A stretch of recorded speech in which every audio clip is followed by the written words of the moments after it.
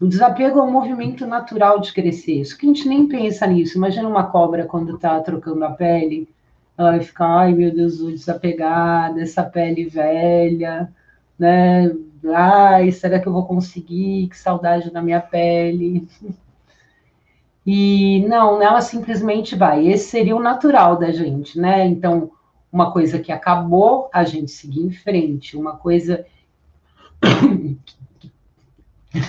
que está nos fazendo mal, a gente largar. Só que não funciona assim. Por quê? Porque nossa mente não. Oi, Ale, oi, Ale. Oi, todo mundo. A nossa mente não consegue lidar com a perda. Bicho não tem isso. Bicho não tem isso. Ele simplesmente. Um canguru, imagina, ele nasce, fica um tempo na bolsa, um gambá. Chega uma hora que tem que sair da bolsa, né? Imagina se ele, não quero sair da bolsa, eu tenho medo de enfrentar o mundo lá fora, né? Como é que fica? Fica complicado. Então, a gente tem esta coisa de ficar pensando muito que se a gente desapegar disso, o que vai acontecer, né? A mente da gente pensa muito e acaba racionalizando coisas que são mecanismos naturais, né? Te passo a palavra um pouco. Pois é, o que que acontece assim? O ego, que é a nossa mente subconsciente, que busca informações no passado, o passado é sempre conhecido. Seja ruim, seja bom, ele é conhecido. Se nós tivermos que escolher entre o conhecido, que nós temos na mão, mesmo que seja dolorido ou doloroso, e o desconhecido, que pode ser um horror, pode ser uma coisa que eu não sei o que é, pode acontecer um desastre, a tendência é a gente ficar no território conhecido. Então, por exemplo, por que a gente reproduz hábitos da família que a gente aprendeu na infância? Porque aquilo é conhecido. Aquela primeira referência que a gente teve sobre futebol, política, música, literatura, qualquer assunto, a primeira referência provavelmente será aquele tipo de música, de literatura, de qualquer coisa que a gente vai gostar, que a gente vai defender, porque aquilo é familiar, naquele ambiente que nós crescemos, né? Então, isso faz com que a gente se apegue a essas coisas por um compromisso que nem sempre é racional, ou quase nunca é racional. Eu cresço, por exemplo, eu vou chegar na minha adolescência, na minha juventude, eu vou dizer, bom, eu quero mudar nisto.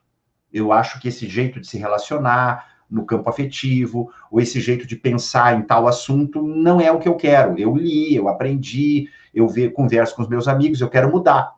Mas aí chega um ponto que aquilo tranca. Você tem uma compreensão mental da coisa que é válida, que faz sentido, mas parece que a coisa não sai daqui. A ficha não cai. E enquanto a ficha não cair para o emocional, que é a parte nossa de apego, você não desapega. Então, é como se um lado nosso avançasse na vida, em vários assuntos, aqueles assuntos que não envolvem emoção, mas aonde entra a emoção, entra o apego. E aonde entra o apego, a gente está, como sempre a gente repete, a gente está ligado à nossa infância, ligado às coisas que aconteceram lá atrás. Essa é a ideia. E tem uma coisa curiosa, né? Se a gente imaginar uma árvore que perde as folhas anualmente, ou uma planta, existe o processo de amarelamento, né? Que é quando ela vai se preparar para cair, para vir outra folha, porque as plantas que perdem folha é porque virão novas folhas. Tem aquelas que são perenes, né? Mas tem as que perdem. Nós somos árvores que perdem folhas, né? Então, quando a folha vai se tornando amarela, o tema é desapego, Amanda. Quando a folha vai se tornando amarela, a gente já sabe que daqui a um tempo ela vai cair. Ela vai cair no tempo dela. Por exemplo, eu tenho umas berinjelas aqui que ficam um tempão a folha amarela. Eu posso ir lá e tirar. Vou ajudar a planta a botar energia em outros lugares, né? Mas o fato é, eu não vou tirar uma folha verdinha. Não vou tirar uma folha verdinha porque ela está servindo, né, a todo o processo do desenvolvimento da planta, da árvore, enfim. A árvore e a planta precisam das folhas. Eu posso arrancar as que estão amarelando, né? E porque a própria planta já está soltando isso. Então, quando a gente tem coisas amarelando para nós, ou seja, coisas que já estão entrando no processo de soltar, é muito mais fácil, porque o nosso sistema não quer mais essas coisas, né? Não está já servindo para fazer fotossíntese, para fazer mais nada, então é que nem a pele da cobra, vai soltar. Isso vale para tudo, para ideia, comportamento, para relacionamentos, para sentimentos, para a maneira da gente, né? É legal. Para a maneira da gente lidar com a vida, a maneira de ver o mundo, né?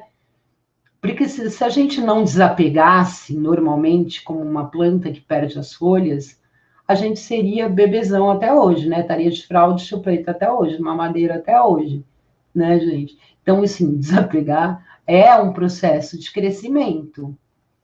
Então, só que tem uma coisa, eu não posso arrancar folha verde. Ou seja, eu tenho que saber que tem certas coisas que não está na hora, não chegou a hora ainda de eu soltar, porque aquilo está me servindo de alguma maneira, né? Então, primeira coisa é ter clareza. Quais são minhas folhas amarelas já? E isso é muito olhar para dentro. Não tem como perguntar para alguém, ô, Mar, quais são minhas folhas amarelas?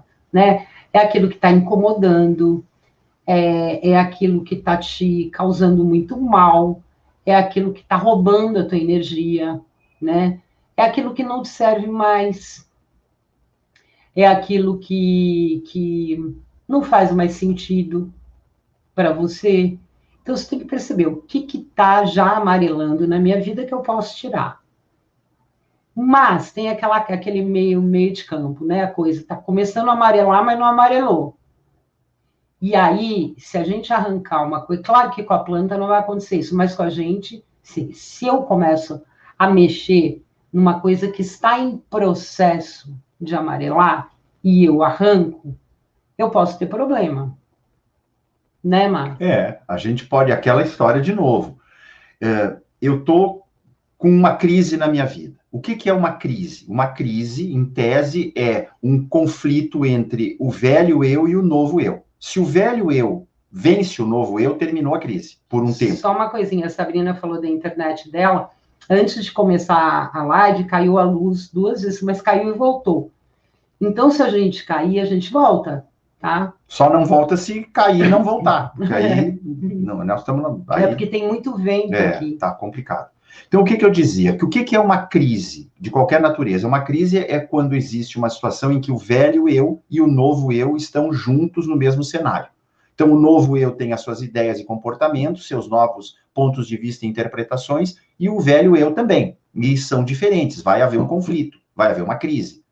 Então, quando alguma coisa está caindo, está saindo de cena, está amarelando a folha, e vem vindo uma folha nova, no nosso caso, nós temos que, em algum momento, tomar uma decisão de dizer, bom, eu vou afastar o novo por um tempo, porque eu não estou conseguindo lidar com a situação por enquanto, deixo o velho aqui porque eu estou familiarizado com isso, ok? É uma escolha válida, mas ela vai trazer consequências.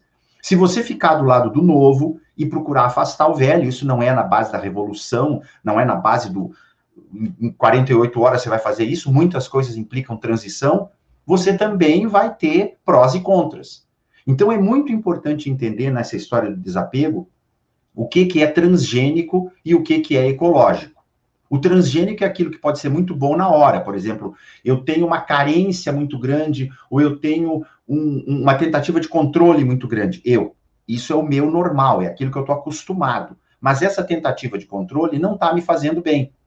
Então, se eu, porque estou familiarizado com isso e é fácil para mim manter isso, eu mantenho, isso não vai me trazer um bom resultado no longo prazo. Pode parecer que nesta situação, no dia de hoje, neste momento, o resultado seja bom, mas ele vai se revelar transgênico, ou seja, nocivo para o meu meio ambiente emocional com o tempo. Até porque controlar a gente...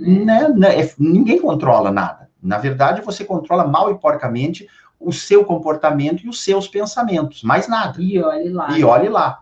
Agora, se eu controlar não é natural, né? Porque a vida é imprevisto. Ela vai trazer sempre surpresas, graças a Deus, né? Graças a Deus.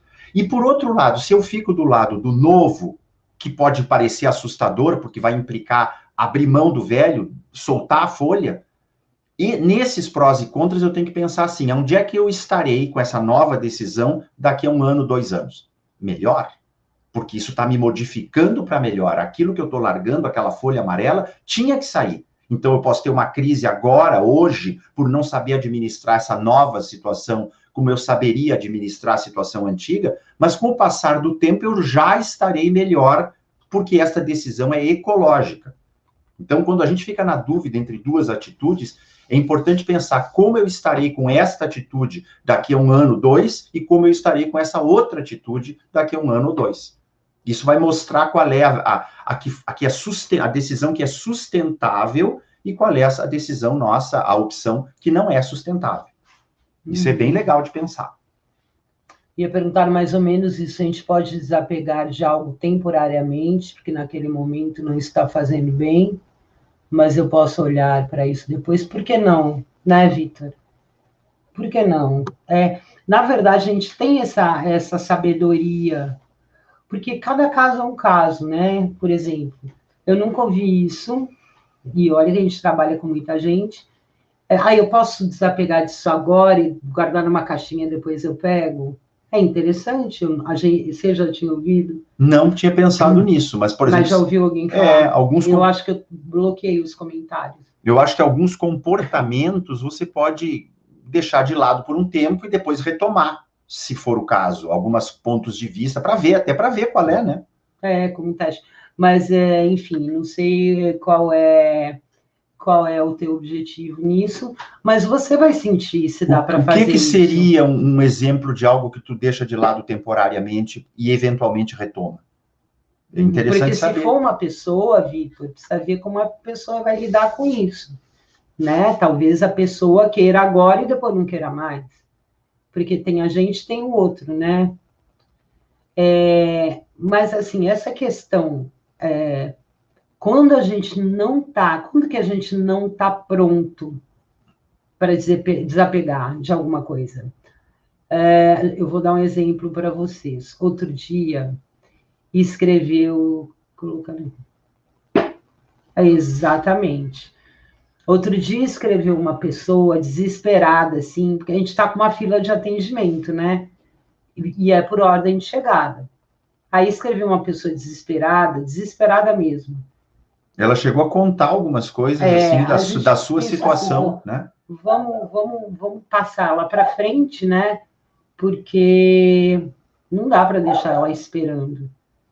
Aí tá, marcamos a sessão com ela, o Marco marcou. Marco Marciano marcou. E ela confirmou tudo. E chegou na hora, ela não apareceu. Confirmou, agradeceu e tudo. E chegou no dia, eu mandei mensagem para ela, e aí, olha, não esquece, tal hora, e chegou a tal hora, e não, nada, e daí eu perguntei, pô, cadê? E não respondeu, simplesmente sumiu. Desapareceu. Né? Daí ela pediu, pelo amor de Deus, né, me atendam. O que é isso? Até é aquela história de bater na porta de Deus. Conta essa história que eu acho... Essa história é muito engraçada, é uma história do folclore hindu.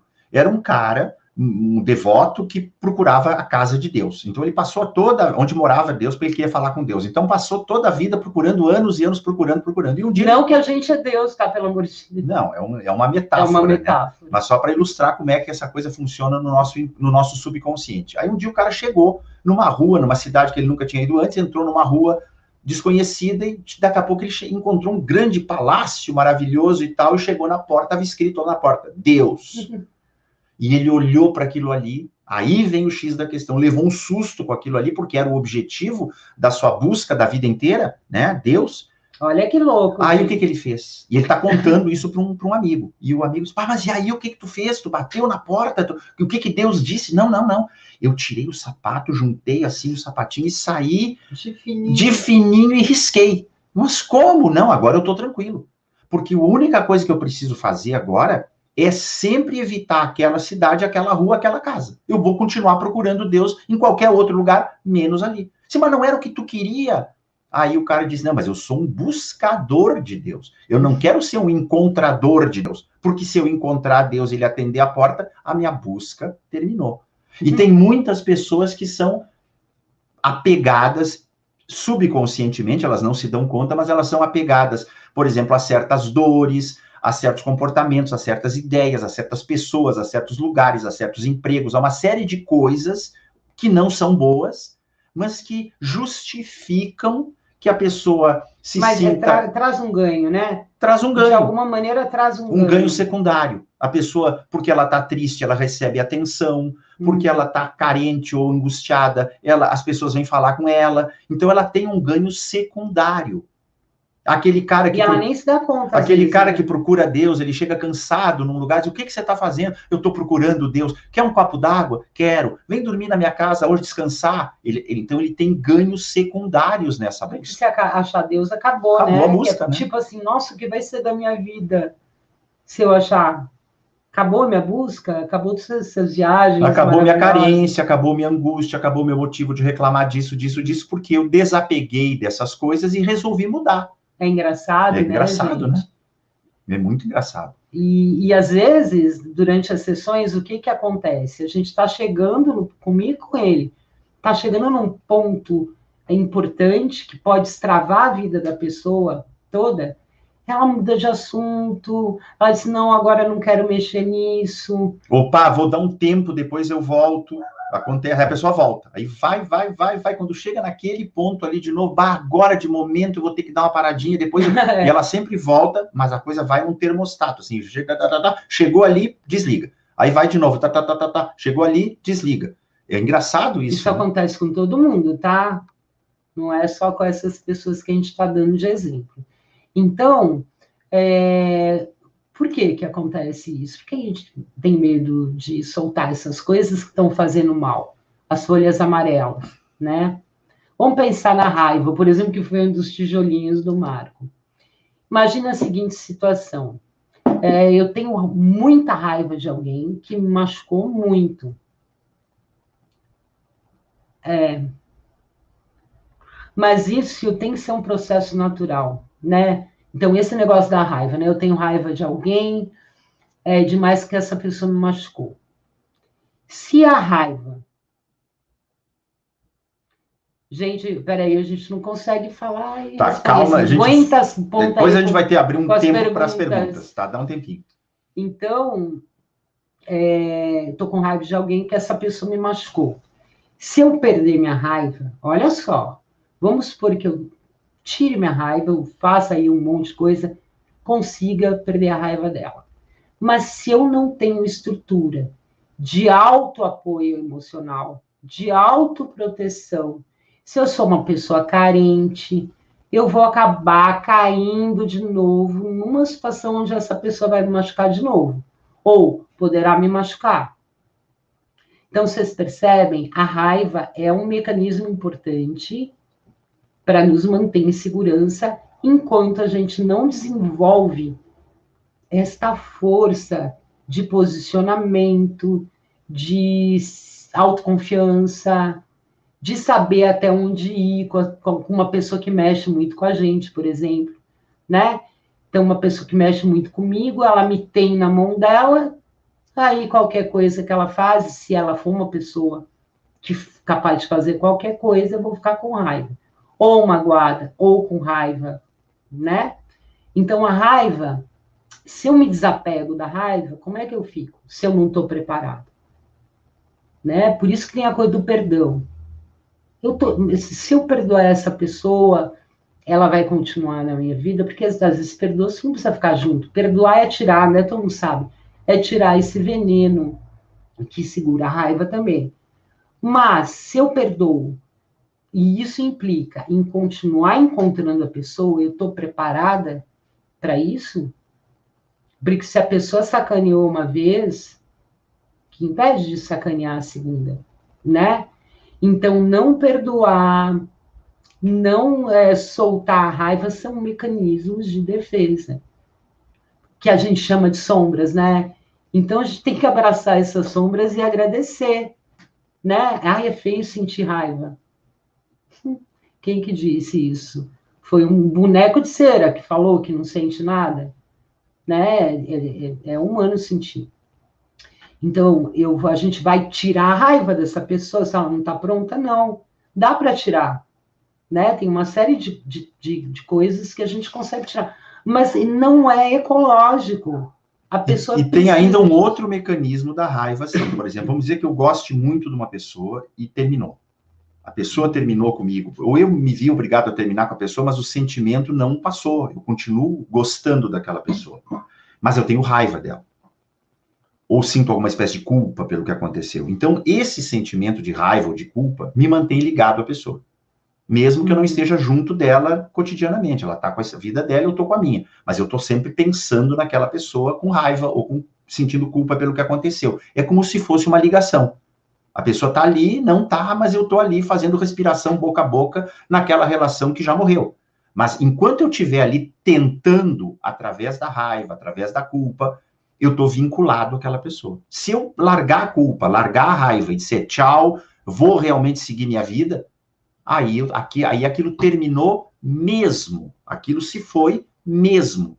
Então, como eu não quero ficar sozinho, a raiva ou a culpa me mantém pertinho, emocionalmente ligado, como um cordão umbilical ligado àquela pessoa. No fundo, eu estou acompanhado. E a raiva me proporciona, ou a culpa me proporciona, essa proximidade. Essa ligação, mesmo que não encontre mais a pessoa, né? Ela está preenchendo de alguma maneira, ou pela saudade, ou por ficar remoendo as coisas, né? Ocupa um lugar na mente. Aí, de vez em quando, tu vai lá de raiva e espia as redes sociais, e aí tu vê a pessoa com alguém, ou tu vê aquilo aumenta a raiva. Isso tudo é alimento para não perder o vínculo, né? Exatamente. Principalmente quando não tem ninguém, porque tem essa coisa, né? A gente precisa desapegar para crescer, e a mente, o sistema emocional da gente também não gosta de perder, né? E aí, como é que faz? Por isso que a gente tinha falado no vídeo, que a gente deixou no feed, do vazio. O problema é esse vazio. Eu abro mão dos meus tijolos, além de ser difícil, porque eles estão comigo há muito tempo, vamos dizer que eu estou acostumado com aquele peso, com aquela consistência. Eu largo aquilo, fica um vazio na minha mão, e aí o que eu ponho aqui no lugar?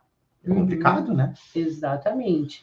Então, mas você vê, né? Vamos supor que alguém terminou uma relação complicada, ficou aí uma semana, um mês sem ninguém, mal, sofrendo, de repente você conhece uma pessoa. Ah, mas você não quer se envolver nem nada, né? Porque você tá naquela pira ainda do relacionamento anterior. Mas se essa pessoa tiver um jeitinho de ir sendo seu amigo, ela vai preenchendo aquele espaço. É uma folhinha verde nova que está brotando ali no lugar onde estava a folha amarela. Que ainda está lá, né? Às vezes acontece, uma folhinha verde brotando, a mais amarela está aqui ainda. Então, vai haver um momento em que você vai olhar por que passou aí para essa pessoa e dizer, pô, né? Eu me sinto bem com essa pessoa. Why not? E passa pela sensação. A sensação de raiva ou de mágoa de lembrar da pessoa. É ruim. Aí eu conheci uma pessoa, e por menos que eu queira me envolver, o jeitinho, que nem falou a Mariana, esse jeitinho da pessoa, são bons momentos, eu vou começando a ter uma sensação boa.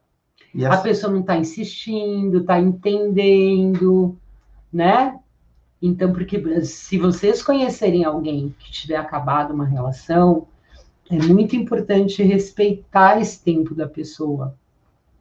Porque ela vai estar de lojinha fechada por algum tempo, né? E ela não tem como forçar, né? Uma pessoa que se machucou, homem ou mulher, você conhece alguém justamente nesse momento, a lojinha vai estar meio em reforma, entendeu? Então, quanto menos a gente pressiona, melhor, né? Tá lá, enfim, tem a presença, né? Você está se colocando, mas sem pisar no acelerador, porque a pessoa está com a placa de reforma. E isso a gente tem que respeitar. Tem gente que não respeita, né? Que é aquilo que eu falei no meu vídeo anterior, que era a diferença entre compromisso e comprometimento. A pessoa está ali do teu lado, ela não está cobrando nada, ela está ali na presença dela. mas um lado teu quer assegurar aquilo ali através de um compromisso. Então, vamos namorar, vamos morar junto, qualquer coisa assim que envolva um compromisso. A pessoa já está se comprometendo porque está curtindo, está junto de você, mas ela não está pronta ainda para um compromisso. Que é isso que a Mariana falou, de forçar a barra, não força. É, porque envolve sentimento, né? Para ela conseguir botar um sentimento novo por uma pessoa nova, o antigo vai ter que ir, né? Folha amarela que vai caindo. E leva um tempo diferente para cada pessoa, né? Então, essa questão do desapego é muito quanto eu estou pronta para seguir em frente.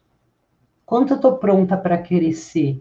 Quanto eu tenho estrutura para largar minha raiva, que a gente falou há pouco, né? Largar a culpa, largar a mágoa.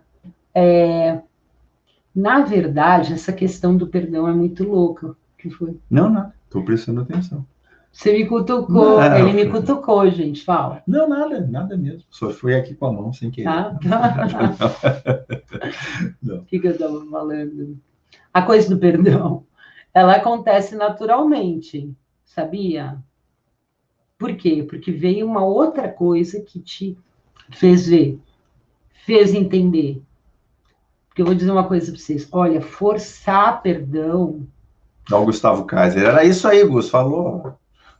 Um carinho. Um carinho. Eu fui ajeitar a mão aqui. Fiz um carinho. Achei que foi um cutucão. Grande Gustavo. Então, eu lembro que eu tive uns perrengues com a minha mãe. Ele sabe quantas coisas eu fiz. Eu falava assim para ele, não, agora eu perdoei. Dali a pouco passava um tempo, eu lembrava de uma coisa, voltava toda a raiva. Né? Nossa, foi um monte de tempo isso. Porque aquela diferença entre perdoar de verdade aqui... Naquele momento eu perdoei tudo. Mas a ficha não caiu completamente ainda. Né? Ainda tem lá ecos, né? Então, gente, forçar o perdão, assim, desistam, porque, olha, pelo menos, você conseguiu perdoar alguém, assim...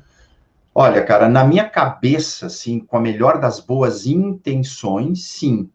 E achei que estava resolvido, mas depois, quando aconteceu de cair a ficha e de ter uma, assim, quase uma experiência além da mente, assim, de sentir e aí perdoar ou aí integrar aquilo, aí é que eu fui me dar conta o quanto antes disso eu estava distante do verdadeiro perdão. Gente. Então não percam muito tempo de vocês, nem se culpem caso vocês não consigam perdoar alguém. Quando que isso acontece naturalmente? Quando vem um entendimento que você não tinha, né? Quando eu entendi a minha mãe, automaticamente entendi.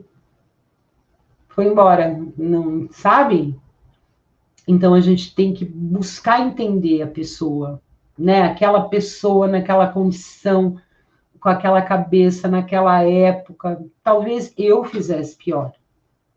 Né? Porque quando a gente pensa, por exemplo, nos pais ou em alguém lá, uma outra pessoa, a gente pensa assim que aquela pessoa só existe desde que nós a conhecemos. Quer dizer, a minha mãe só existe quando eu me lembro dela em diante. Mas ela já existia antes, né? Ela não existe só para ser minha mãe.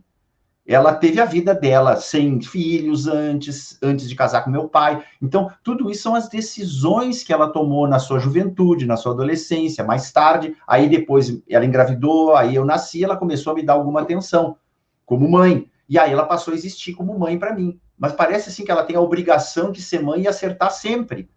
E quando ela não acerta, e ela não acertou várias vezes, eu me ressinto. Mas, na verdade, ele é um ser humano que a cada momento da vida, e mesmo depois que foi mãe, fez o melhor que pôde com as informações que ela tinha. Se ela soubesse com 20 anos o que ela sabe hoje, se eu soubesse com 20 anos o que eu sei hoje, tudo teria sido muito diferente. Mas eu fiz o melhor que eu pude. Essa é uma ideia importante para, às vezes, desapegar de uma mágoa que você tem com um familiar, com um irmão, com uma mãe, com um pai, né? Exatamente.